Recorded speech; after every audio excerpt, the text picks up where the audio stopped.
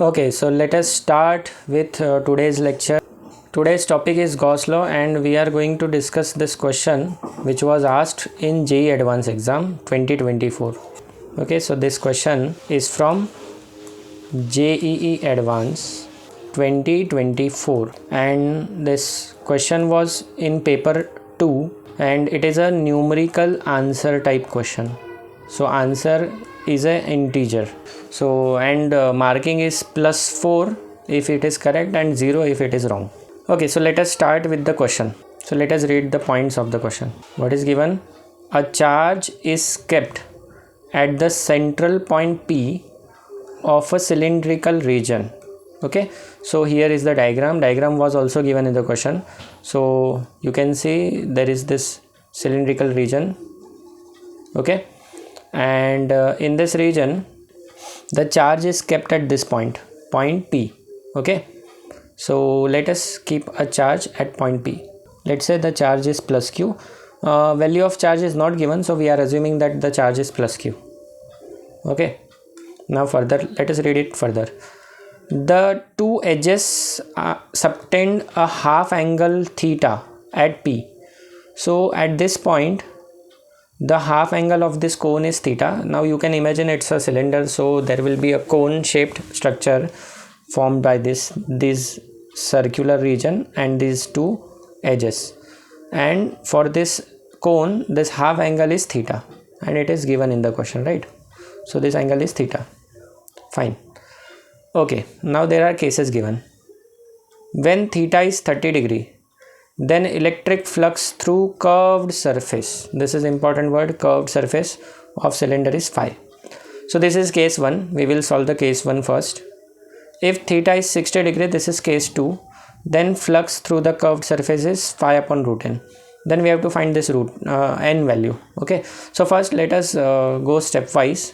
What we will do is we will first solve the part 1. So what is part 1? When theta is 30 degree. So now let us solve when theta is 30 degree. So in case 1, what is given? In case 1, this theta is how much? It is 30 degree. Now how to find flux? Think of this. This is a charge Q placed at center of our cylinder, right? So this is our cylinder and our charge Q is at the center of the cylinder. Okay, and here this angle is 30 degree. Okay, now first thing first, you should know the Gauss law. So what is Gauss law? Gauss law is total flux through any closed surface. This is a closed surface. See, there are two caps, top and bottom, and there is a curved surface, so it's a closed surface. Okay, so total flux through the closed surface is equal to Q enclosed upon epsilon 0. In our case it is charge Q, this is what we have assumed, so the flux will be Q enclosed by epsilon 0. Okay, this is electric flux through the closed surface. Now we can write this flux as flux through flat surfaces. So this is flat surface and this is flat surface 1, and this is flat surface 2. Okay, and this one is curved surface of cylinder, right? So flux through the closed surface is equal to flux through the flat surface 1 plus flux through the flat surface 2. This top surface and the bottom surface are the flat surface of the cylinder, top and the bottom, right? Okay, plus flux through the curved surface, right?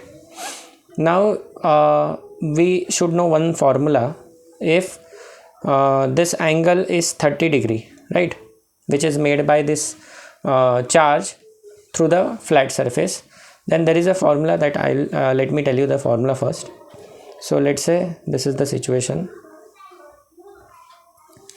Okay, let's say we have a flat circular surface. Okay, and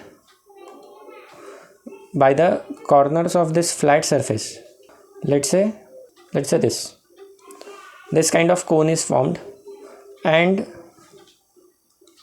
the angle, semi-vertical angle of the cone, semi-vertex angle of the cone is theta. Then there is a solid angle formed at the cone, and the formula for solid angle is 2 pi times 1 minus cos theta. Let's say theta is this angle, okay.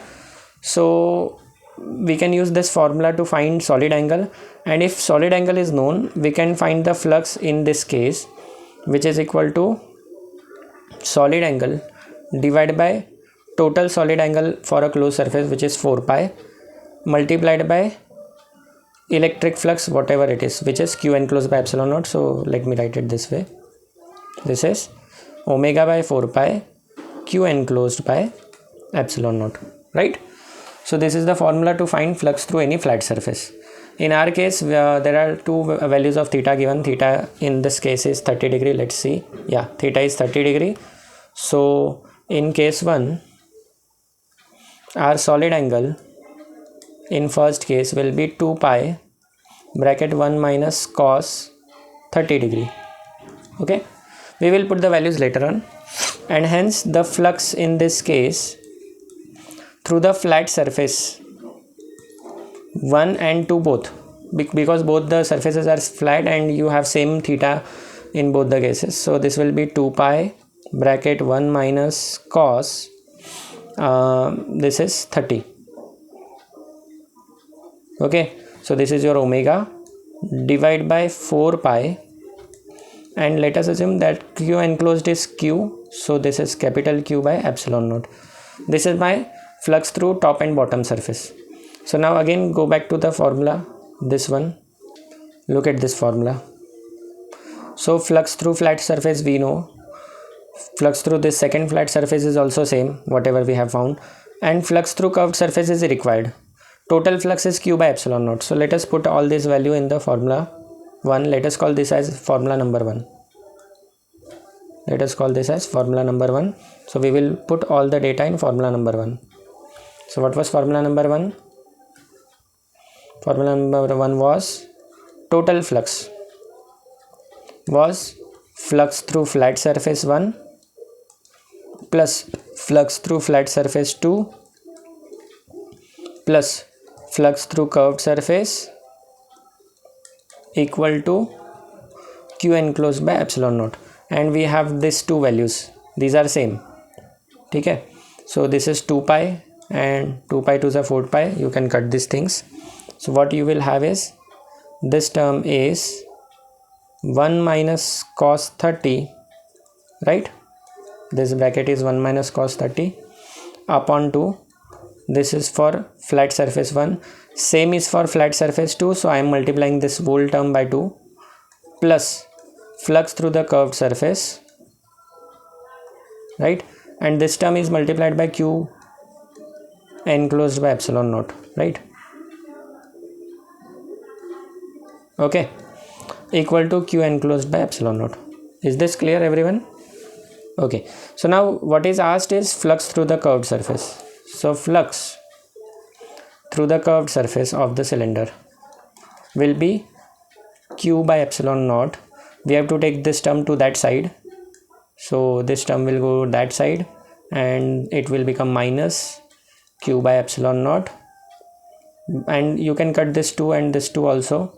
So bracket, in bracket you will have 1 minus cos 30. That is what is remaining. Okay, so q through curved surface you can write q by epsilon naught. You can take it common. So first term is 1 minus second term is also 1, minus minus becomes plus cos 30. You can see the whole equation becomes very small. Now what you have is q by epsilon naught cos theta. So cos theta, in our case it is 30. So you can simply remember this formula that flux through the curved surface is how much? It is q by epsilon naught cos 30. So directly you can use this formula in similar situations. Okay, if you are given cylinder. Okay, so now we have this formula. So in case 2, theta was 60 degree. Okay, in case 1, flux through the curved surface was q by epsilon naught cos 30, and this was given as phi. Let's give this as equation number 2. Now in case 2, again we can use the same formula, flux through the curved surface, which is equal to q by epsilon naught. Now only angle has changed, so this will be cos 60, and this value is phi upon root n as per the question. Okay, now we have all the values here, so let us just put all the values. So q by epsilon naught, cos 60 is how much? Cos 60 is 1 by 2 equal to 1 by root n, and this phi is this value, which is q by epsilon naught. Cos 30 is how much? Cos 30 is root 3 by 2, so root 3 by 2. Now what is getting cancelled? Let us cancel the terms. This will get cancelled, this will get cancelled. So what we will have is, this is 1 equal to 1 by root n into root 3. So you can take this root n to that side. So you will have root n equal to root 3, which implies n equal to 3. And we are getting an integer answer, which is 3. So this is the solution of your question. Let me explain it again, just briefing everything. What we have to do to solve this question is, see, what we have to do is, we should know the flux through this surface, which is flat, flux through curved surface. In question they are asking flux through curved surface. So flux through curved surface, now you can directly remember the formula. What is flux through curved surface formula? In case of cylinder, it is this formula. Flux through the curved surface is equal to q by epsilon naught times cos of theta. In case 1, theta is 30 degree, and in case 2, theta is 60 degree. Just equate case 1 and case 2 values. Like in case 1, your flux is given, which is phi, and phi is q by epsilon naught cos 30. Cos 30 is root 3 by 2. So, and in second case, flux through the curved surface is q by epsilon naught cos 60, and this value is given to be phi by root n in question. See, it is phi by root n in question. Look at this value. Okay, so just what we are doing is, we are just putting all the values. So just what we have done is, we have put the values here. So q by epsilon naught cos 60 equal to phi by root n. Now this value cos 60 is half, and then this phi is how much?